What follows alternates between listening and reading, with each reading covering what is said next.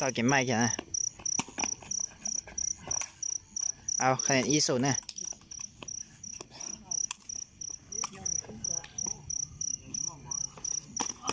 Một tớ sức trong tiết tiếu thôi nè. Chỉ sát cỡ ha.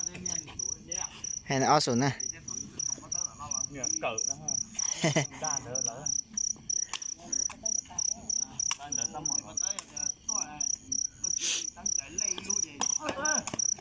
Em bé số nè.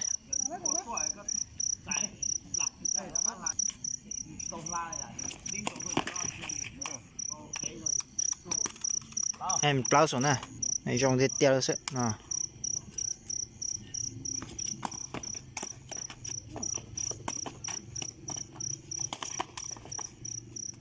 Em chí số nè. Cho chị nói cho nó ơi tiền nè.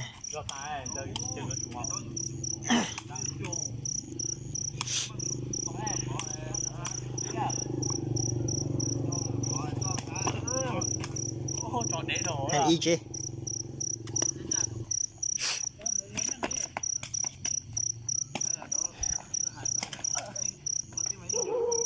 Em chào ý à. Đó là vậy à? Chào ý em.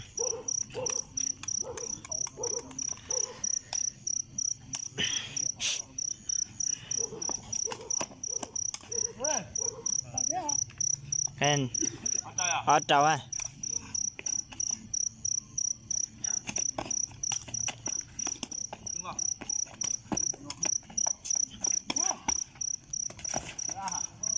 Em chào.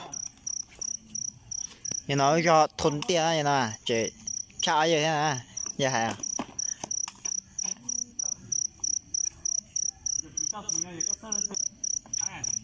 Đấy cha.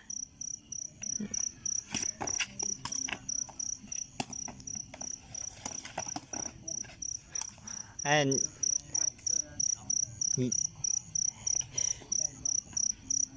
gì bé à?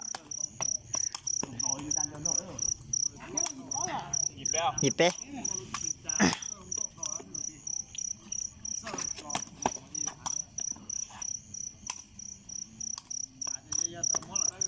Hẹn cho bé.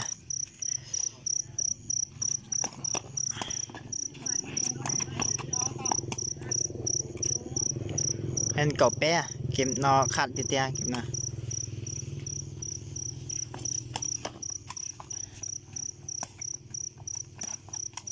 Hẹn plau cậu nhỏ khó ha.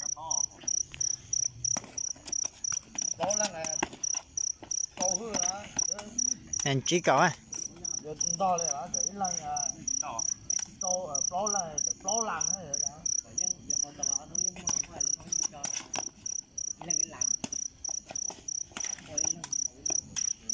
Ý chí.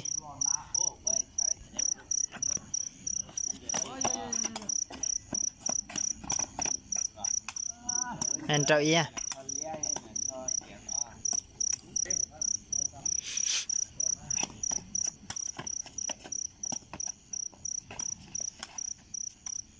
Em ở trâu à.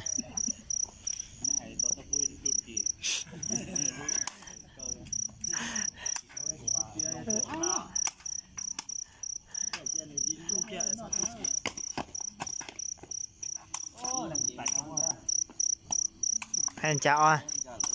Em sẽ dùng cái gì người chạy tôi nè.